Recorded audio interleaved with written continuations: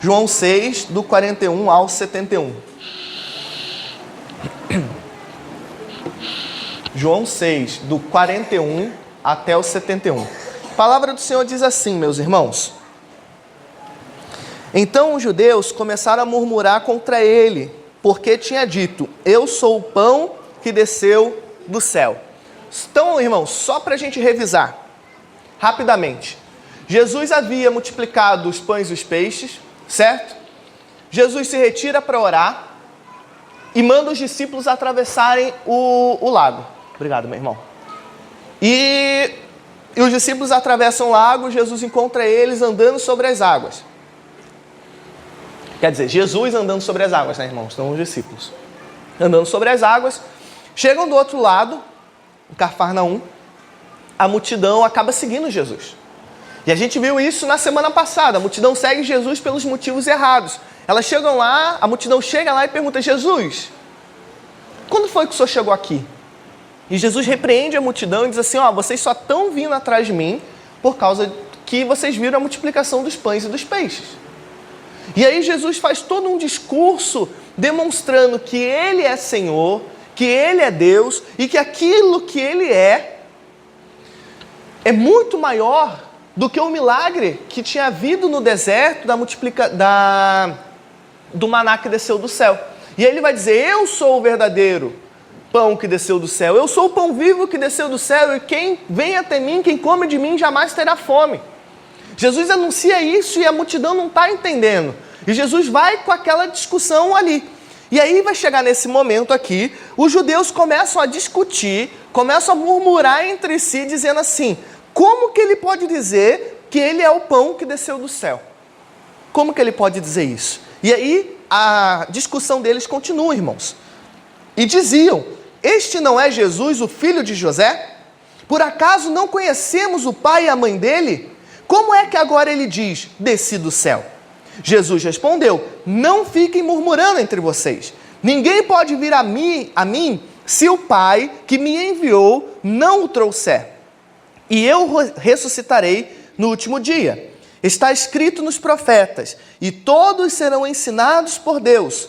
Portanto, todo aquele que ouviu e aprendeu do Pai, esse vem a mim. Não que alguém tenha visto o Pai, a não ser aquele que vem de Deus. Este já viu o Pai. Em verdade lhes digo, quem crê em mim tem a vida eterna. Eu sou o pão da vida. Os pais de vocês comeram maná no deserto e morreram. Este é o pão que desce do céu, para que todo o que dele comer não pereça. Eu sou o pão vivo que desceu do céu. Se alguém comer deste pão, viverá eternamente. E o pão que eu darei pela vida do mundo é a minha carne.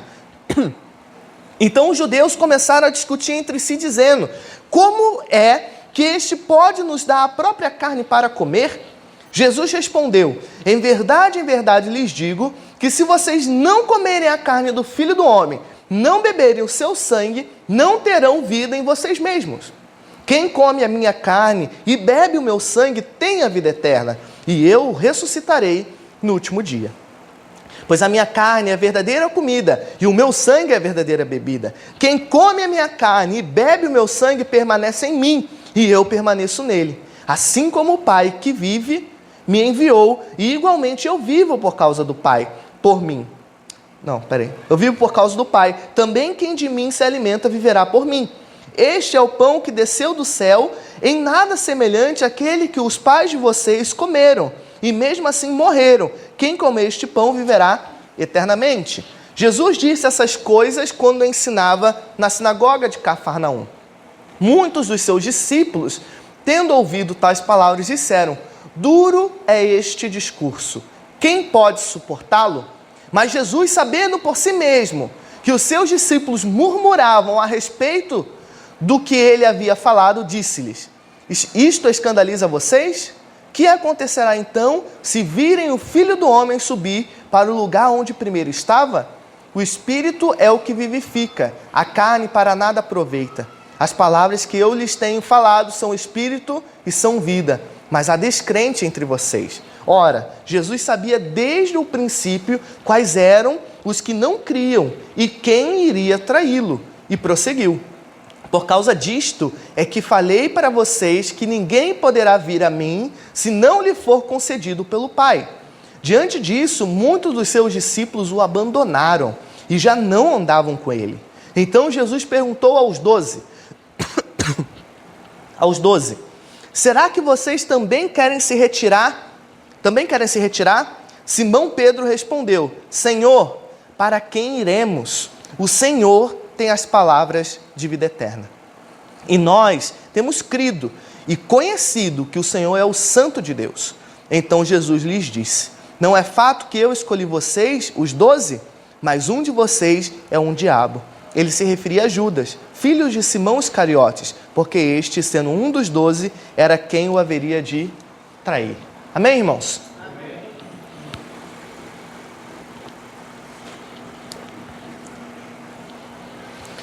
Esse momento aqui é um momento chave do ministério de Jesus. Nós estamos lendo o Evangelho de João e nós vimos que aqui nesse momento Jesus já está no seu 2º ano de ministério terreno. E aqui parece que aqui é o pico da popularidade de Jesus. A gente viu que ele alimentou mais de 5.000 pessoas. Então tinha muita gente que se considerava discípulo de Jesus e seguia Jesus, aonde quer que ele fosse. Mas depois desse discurso, a coisa começa a engrossar. E as pessoas começam a se queixar, e as pessoas começam a reclamar, e as pessoas começam a abandonar Jesus. Aqui é um momento chave desse processo do ministério de Jesus aqui na terra. A multidão, irmãos, havia pedido sinal, comparando com o maná. A multidão tinha dito assim: olha, então tá bom, a gente vai crer em você, mas qual sinal o Senhor vai dar? Porque Moisés deu o maná lá no deserto. O que o Senhor vai fazer para que nós creamos em você? E aí Jesus começa todo esse discurso de que ele é o verdadeiro pão que desceu dos céus. Cristo é quem nos sacia de forma completa. Irmãos, eu separei a mensagem em 3 tópicos. O primeiro tópico são 2 murmurações e, no final, um desafio para o discipulado. A primeira murmuração, ela está no versículo 42. Leiam lá, irmãos. Diz assim: veja o que eles diziam. Este não é Jesus, o filho de José? Por acaso não conhecemos o pai e a mãe dele? Como é que agora ele diz: desci dos céus? As pessoas olham para Jesus e falam assim: peraí, mas esse aí não é o filho do José? Esse aí não é o filho da Maria? Como que agora ele está aí falando que ele desceu do céu? Nós conhecemos o pai e a mãe dele. Ele não pode dizer algo nesse sentido. Essa é a primeira murmuração que aparece nessa conversa. E o que é interessante, irmãos, aqui?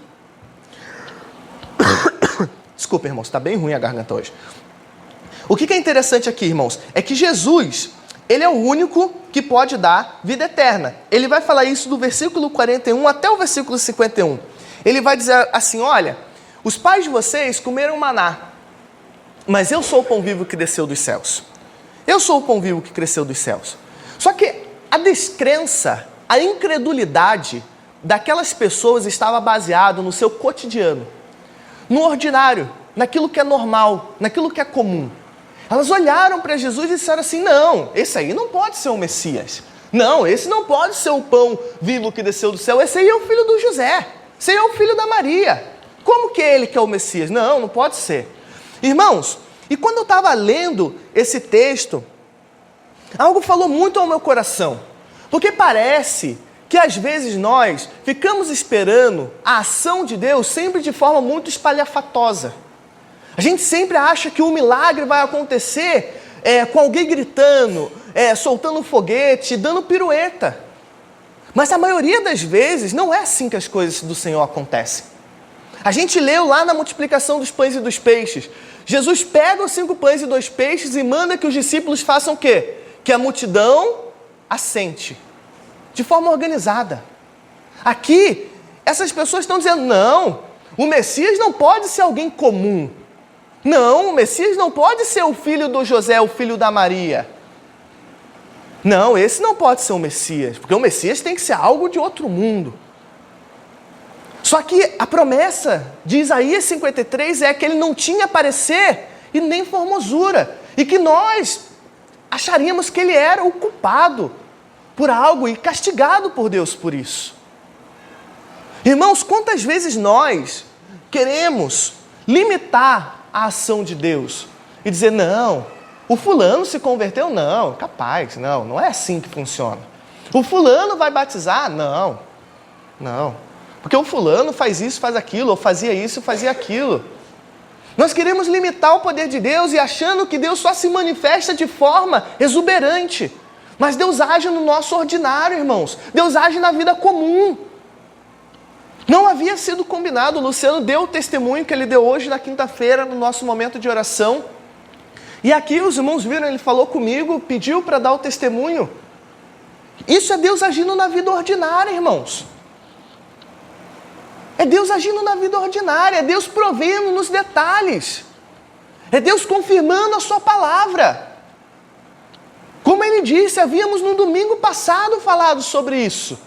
Sobre a necessidade de confiarmos no Senhor e que Ele supre as nossas necessidades de acordo com a sua vontade, no seu tempo e do seu jeito. E pela graça e misericórdia de Deus, hoje assistimos um testemunho da ação de Deus. Ninguém precisou vir falar para o Luciano, eis que te digo que isso vai acontecer. Eu não estou dizendo que Deus não age dessa maneira, Ele pode agir, irmãos. Mas Deus age na vida comum. A principal maneira de ação de Deus é pela sua palavra. Veja o testemunho do Luciano. O que trouxe paz para ele no momento que ele estava para ser demitido e que todo mundo poderia pensar, nossa, vamos nos desesperar. O que trouxe paz é o que, irmãos? É a palavra do Senhor. É por isso que nós temos insistido em estudo bíblico. É por isso que nós temos insistido em pregação expositiva, onde a gente abre a Bíblia e fala aquilo que está aqui. Porque o que traz paz, o que traz segurança, o que traz confiança em Cristo é a palavra do Senhor.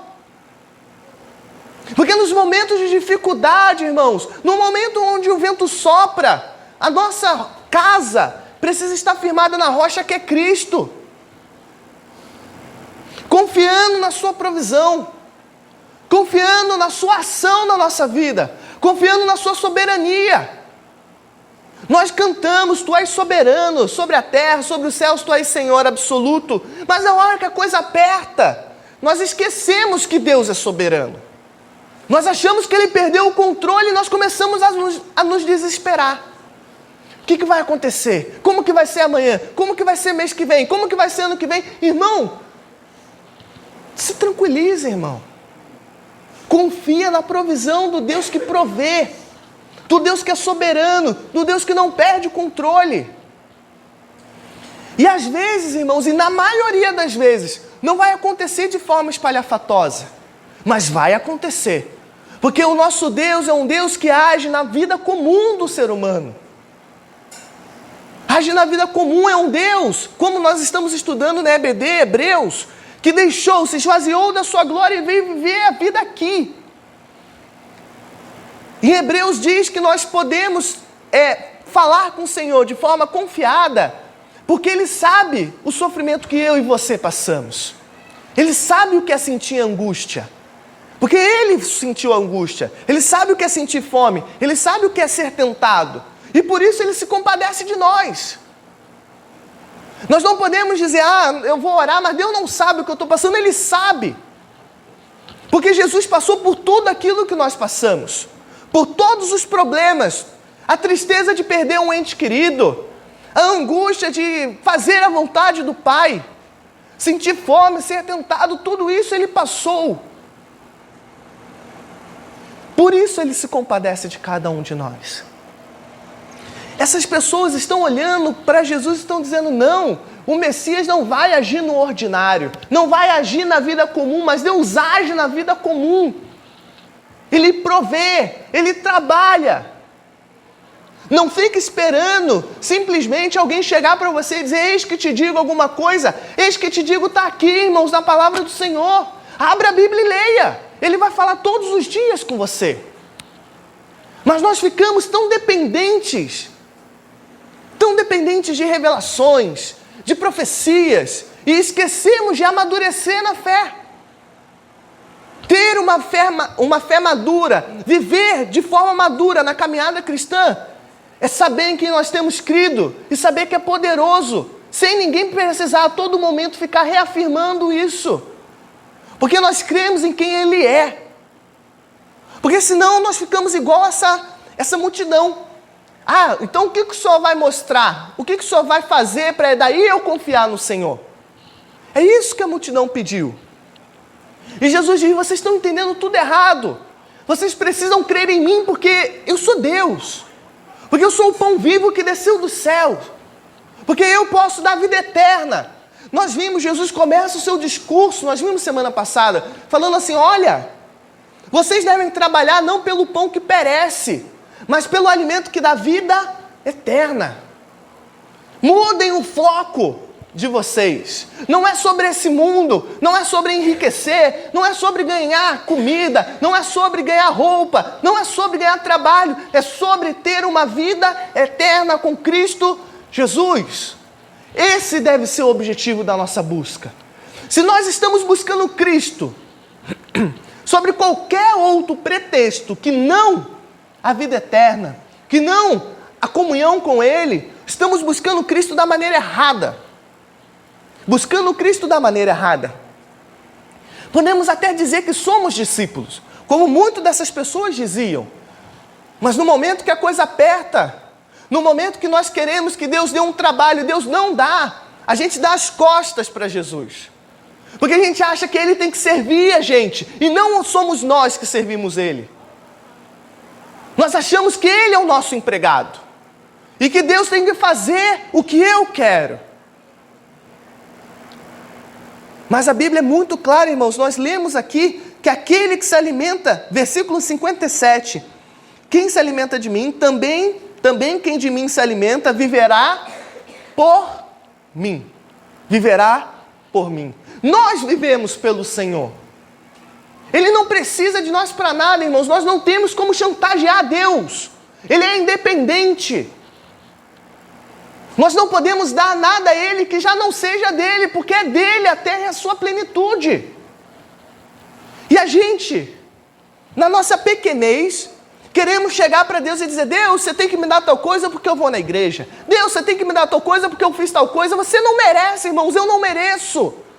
Se Deus dá, é graça, é misericórdia. E se Ele não der, nós precisamos continuar servindo a Ele, porque Ele nos salvou.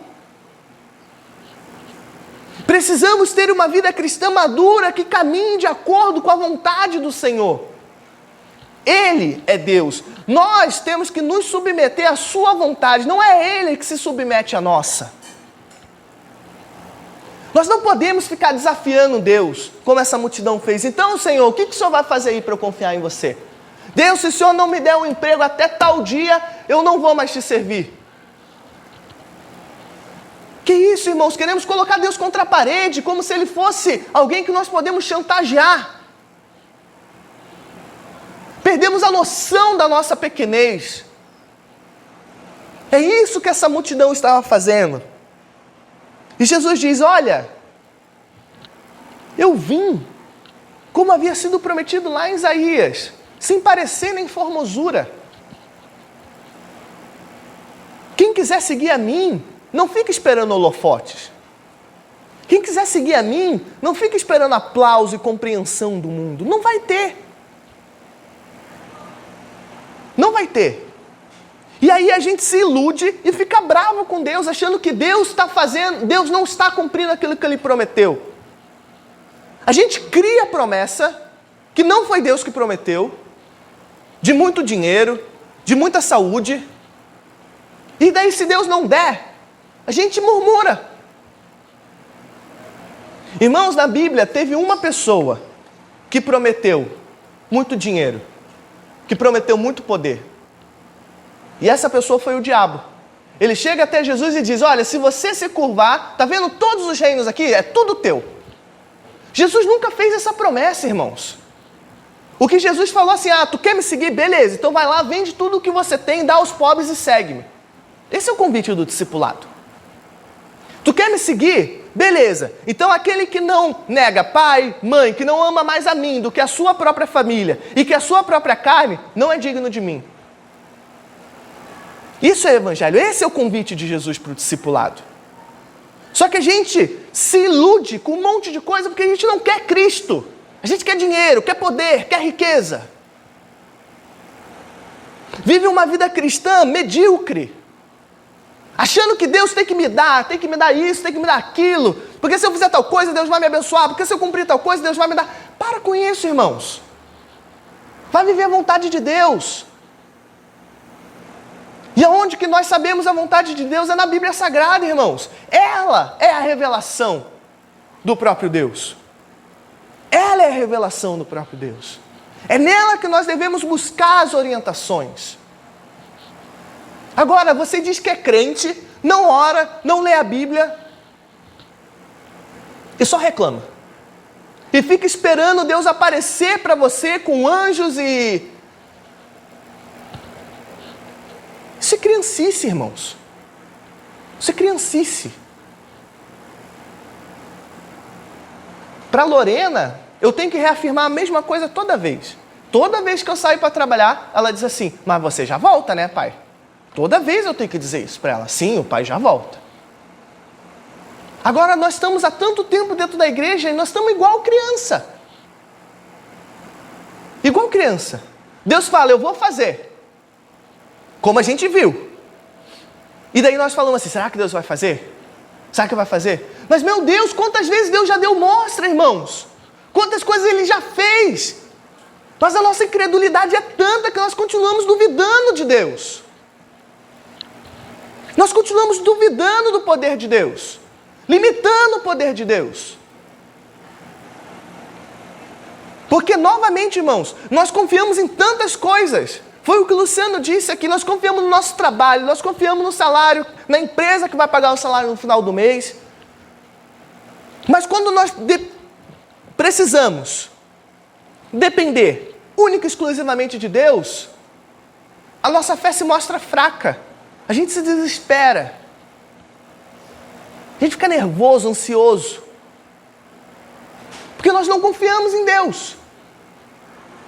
A não ser que Deus se mostre, alguém que venha e apareça e coloque a mão sobre a minha cabeça, aí eu confio que Deus vai prover. Isso é criancice, isso é meninice. Paulo escreve à igreja de Corinto falando, olha, eu precisava dar alimento sólido para vocês, mas vocês estão há tanto tempo patinando, que eu estou tendo que falar a mesma coisa sempre. A mesma coisa sempre. Porque vocês não amadurecem. Vocês não avançam na caminhada da fé. Estão igual crianças. E era a mesma situação com essa multidão que aqui estava, meus irmãos. Jesus indica novamente que só é possível ver a Ele se for trazido pelo Pai. Nós já falamos disso na semana passada. Nós precisamos da intervenção divina. Porque nós, em nossos pecados, vamos lembrar do que a gente falou semana passada, Efésios 2:1, nós estávamos o que, irmãos? Mortos. Mortos em nossos pecados. Se não fosse Cristo, o que seria de nós? O que seria de nós? E por que Jesus está falando isso? Porque Ele está explicando as coisas, irmãos, e as pessoas não estão entendendo. Como Nicodemos não entendeu o que era nascer de novo, e fala assim, como que eu, homem feito, posso entrar na barriga da minha mãe e tornar a nascer? Como a mulher samaritana também não entendeu. Água viva? Não, então eu quero dessa água aí, para eu nunca mais ter que vir aqui tirar água no poço. Isso está em 1 Coríntios 2,14. Só os espirituais discernem, entendem, compreendem as coisas que são espirituais. É por isso que nós necessitamos do Espírito Santo se revelando a nós a todo momento, para que nós possamos entender aquilo que Deus quer de nós. A segunda murmuração, irmãos, está no versículo 52. Então, os judeus começaram a discutir entre si, dizendo, como é que este pode nos dar a sua própria carne para comer? Eles não estão entendendo nada. A primeira murmuração era, como que ele pode dizer que ele é o pão do céu? Como que ele pode dizer que ele veio do céu? Se nós conhecemos José, conhecemos Maria, conhecemos a família dele. Como que pode isso? Jesus responde. E aí eles vêm e falam assim, como ele pode dizer agora que a gente tem que comer da carne e beber do sangue dele? É a segunda murmuração desse texto.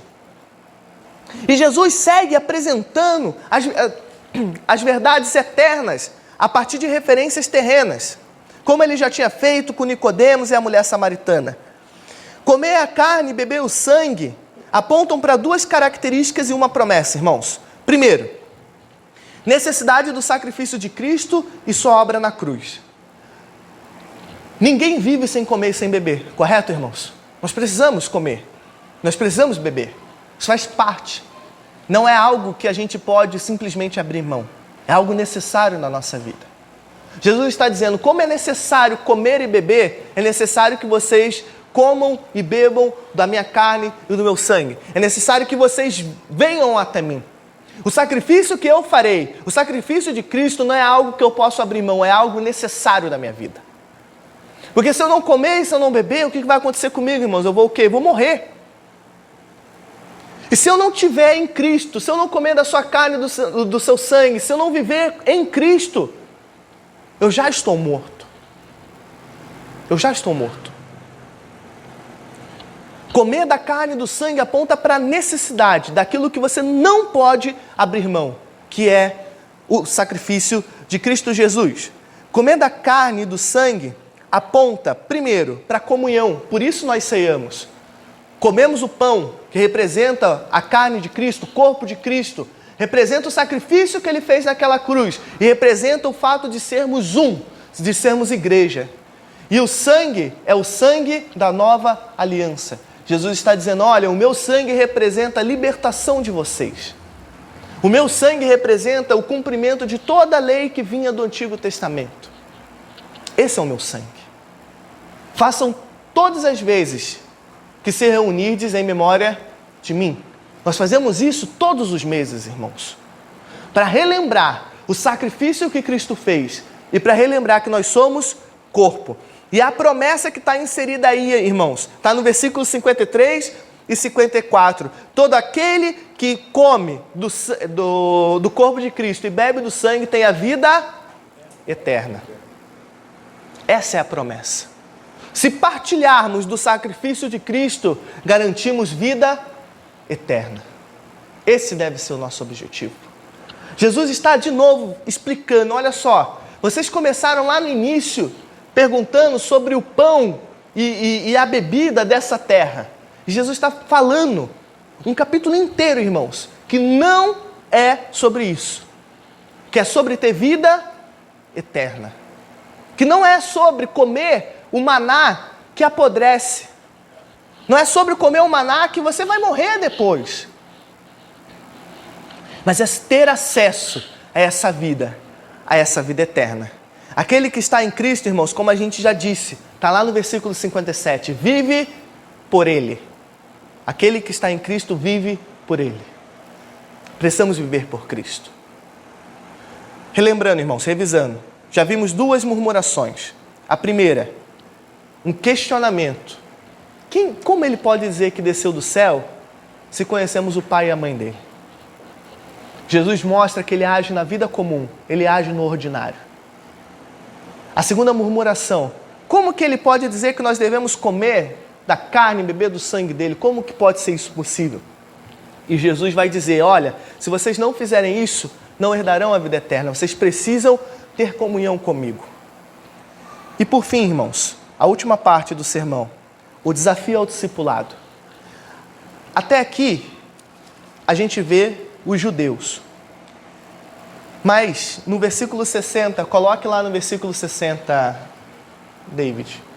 Muitos dos seus o quê? Discípulos. Até aqui, a discussão de Jesus era com quem? Com os judeus, quem não caminhava com ele. Provavelmente um fariseu. Os fariseus estavam discutindo. Mas do versículo 60 até o 71, o problema já não é mais com os judeus. Vamos dizer assim, o problema já não é mais com quem está fora. Mas é com quem se considera o quê? Discípulo. É com quem está andando com Jesus. É dessa multidão que está caminhando, sei lá, há 2 anos com ele, vendo todas as obras que ele fez, vendo os milagres, ouvindo os sermões que ele pregou. A partir daqui, a conversa com os discípulos. E o que os discípulos falam no versículo 60? Duro é este discurso, quem pode suportá-lo? Chega no momento, irmãos, que os discípulos, eles recusam o evangelho da graça. Porque até aqui, ainda havia uma crença, primeiro, que Jesus era o Messias e o Messias ia ser um Messias militar. Nós vimos lá no versículo 15, João 6,15, que a multidão queria fazer Jesus rei à força. Nós já falamos sobre isso. Então havia essa esperança de que Jesus ia implantar um reino terreno, e nesse reino terreno, o Israel ia governar, e Jesus ia libertar eles do Império Romano. Havia essa ideia. E Jesus está dizendo, não foi para isso que eu vim. Não foi para estabelecer reino terreno. Não foi para isso. Jesus deixa isso muito claro. Depois, há uma discussão sobre o pão, a comida terrena, o maná. E Jesus diz, não, olha, esse não é o objetivo. O objetivo principal é a vida eterna. E lá no início da conversa, irmãos, lá no versículo 22, a partir do versículo 22, a gente vê que eles perguntam assim, então, o que nós podemos fazer? E o que Jesus responde quando ele diz assim, o que nós podemos fazer? A única coisa que nós podemos fazer para acessar a vida eterna, está lá no versículo, deixa eu só achar aqui, versículo 28, eles dizem, que faremos para realizar as obras de Deus? Versículo 29, Jesus responde, a obra de Deus é esta, que vocês creiam. Que vocês creiam. Esse é o evangelho da graça. Não é sobre o que você faz, mas é sobre o que Cristo fez por você. Só que a gente não quer aceitar. Porque a gente tem dificuldade com isso. A gente acha que é a gente que vai fazer. Se eu fizer tal coisa, Deus vai me abençoar. Se eu for fiel, Deus vai... É sobre a graça, irmãos. Nós vimos ali o aleijado há 38 anos. Jesus pergunta, tu quer ser curado? Ele só coloca problema, ele responde tudo errado, irmãos. E depois ele ainda entrega a Jesus. Mas ele foi curado ou não foi? Foi. Porque é o que é graça, não é sobre o que você merece. Porque eu tenho dito, irmãos, qual que é a orientação bíblica? O que nós merecemos? Só uma coisa, a morte. Porque a Bíblia diz que todos pecaram. Então eu e você pecamos. E qual que é o salário do pecado? A morte. É só isso que você merece. Se você não está morto, você já está ganhando muito mais do que você merece. Muito mais. E esse é o evangelho da graça. É sobre Cristo, é sobre o sacrifício que ele fez. Mas os discípulos dizem, não, esse discurso é muito duro. Porque o evangelho da graça é sobre Cristo. Mas é sobre eu pegar a minha vida e abandonar a minha vida para viver a vida que Ele quer que eu viva. É sobre eu fazer a vontade dEle, não mais a minha. É sobre eu depender dEle, não dos meus esforços. E os discípulos viram para Jesus e falam, não, muito duro esse discurso. Muito duro esse discurso. E, irmãos, abrindo um parêntese, esse texto, ele me traz, enquanto pastor, aqui da igreja, ele me traz até um conforto. Porque eu não sei, irmãos, parece que é domingo após domingo, é Deus dando cajadada em nós. Mas quando a gente abre aqui, a gente vê que não é de agora. Porque o evangelho verdadeiro, ele confronta, irmãos, ele confronta o nosso pecado, a nossa pequenez, a nossa autossuficiência. O evangelho, ele não massageia o nosso ego. Ele nos mostra o quão pequeno, quanto derrotado nós somos. E por isso nós precisamos de Cristo. O discurso de Jesus é duro, irmãos. E é interessante que nós estamos lendo. Não sou eu que estou escolhendo o que eu vou pregar. Nós estamos acompanhando o Evangelho de João. E nós vemos que chega nesse momento aqui, os discípulos falam assim, não dá mais para andar com ele não. Está muito duro esse discurso. Nós queremos os milagres. Nós queremos a multiplicação dos pães. Nós queremos a cura. Mas esse discurso aí não dá. Não dá, nós queremos só as bênçãos. Não queremos esse discurso. Não queremos esse discurso. Jesus vai dizer, no versículo 63, irmãos, que da carne nada se aproveita, mas que as palavras dele são espírito e vida. Tentar entender o Evangelho pelo nosso próprio intelecto, nós não vamos conseguir. Porque o Evangelho ele é loucura para o mundo, irmãos. Nós estamos pregando uma mensagem que diz assim: venha para mim, venha para Cristo, que você vai perder a vida. Essa é a mensagem do Evangelho. Porque o que Jesus diz? Aquele que quiser ganhar a vida, perdê-la. Mas aquele que perder a sua vida por amor de mim, vai achá-la. Isso é loucura para o mundo. Porque qual que é a mensagem que o mundo quer ouvir? Venha para mim que você vai ganhar mais. Você vai ganhar dinheiro, você vai ganhar saúde. Mas isso não é o Evangelho, irmãos. Isso não é o Evangelho de Cristo. O Evangelho de Cristo é sobre nós perdermos tudo, porque nós achamos um bem mais precioso, que é Cristo Jesus. É eu abrir mão da minha vida, porque a minha vida ela não é preciosa, porque precioso é só Cristo. Porque precioso é viver eternamente com Ele. Essa é a mensagem do Evangelho. É isso que a Bíblia nos orienta. Mas quando a gente prega isso, aquelas pessoas que estão dentro da igreja e se dizem discípulos, torcem o nariz e dizem o quê? Duro é esse discurso. E a Bíblia vai dizer, irmãos, que esses discípulos, eles dão as costas para Cristo e já não o seguiam mais. E já não o seguiam mais. E Jesus vira para os 12, que eram aqueles que ele tinha escolhido, e que andavam mais próximo deles, e diz o seguinte, irmãos: será que vocês também não querem se retirar? Jesus vira para os 12 e diz assim: olha, vocês também não querem ir atrás deles, não?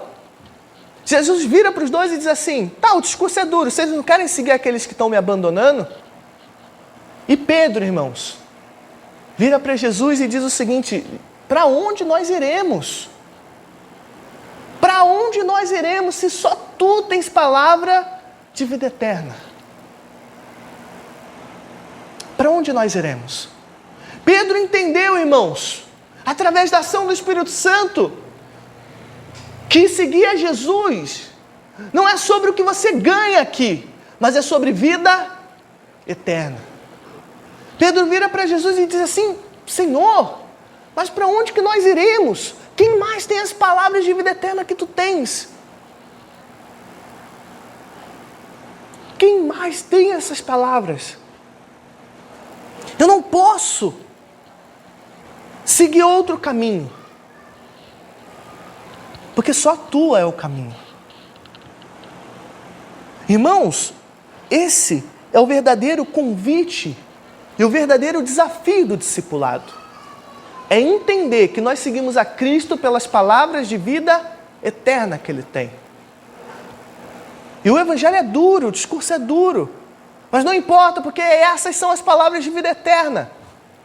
O Evangelho é duro, irmãos, porque nós somos pecadores, Ele confronta o nosso pecado. Agora, se nós queremos ouvir apenas coisas que massageiam o nosso ego, que dizem que nós somos bons, que nós somos bonzinhos, e que se nós fizermos tal coisa, nós vamos receber não sei o quê. Isso não é Evangelho, irmãos. Esses 12 discípulos que continuam caminhando com Jesus, e Jesus diz que um deles ainda ia traí-lo, Judas Iscariotes, mostra que muita gente vai até o final caminhando com Jesus, dentro da igreja. Mas tem gente que está dentro da igreja e ainda não aceitou, ainda não entendeu o Evangelho da vida eterna. Irmãos, esses 12 discípulos, 11, vamos tirar Judas, morrem de forma violenta por amor desse Evangelho. Menos João. João é o único que morre de velhice. Todos os outros morrem de forma violenta, são decapitados, são pendurados em cruz. São pendurados em cruz. porque eles não estavam fazendo a vontade de Deus? Não, eles são mortos porque eles estavam fazendo a vontade de Deus. Esse é o convite do discipulado. Ser discípulo quer dizer que nós seguimos o Mestre. A caminhada de Jesus terminou aonde nessa terra, irmãos?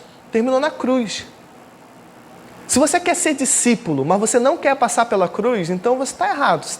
Vai ser discípulo de outra pessoa. De Jesus não dá. Porque se tu segue a caminhada de Jesus, Jesus abre mão da sua própria vontade, porque ele diz na oração: Senhor, se for possível, afasta de mim esse cálice. Mas que seja feito o quê? A tua vontade, não a minha. Ele abriu mão da sua vontade e morreu a morte de cruz.